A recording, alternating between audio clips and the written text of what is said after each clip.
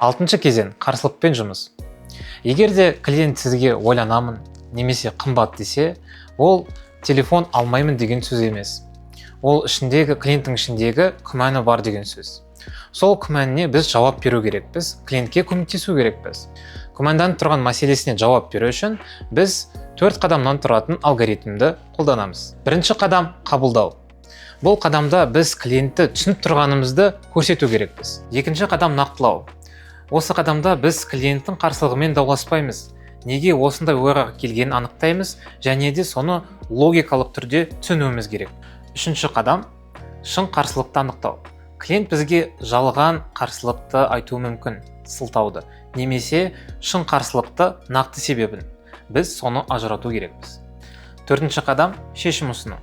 Біз клиенттің нақты қарсылығына жауап беретін шешім ұсынып, оны сатылымға дейін апару керекпіз. Қарсылық дегеніміз ол клиенттің ішіндегі бір сұрақ жауапсыз қалғанның белгісі. Осы кезеңнің басты мақсаты сол сұраққа жауап беру.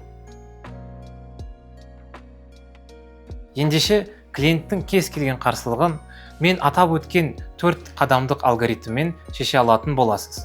Оған сенімді болыңыз.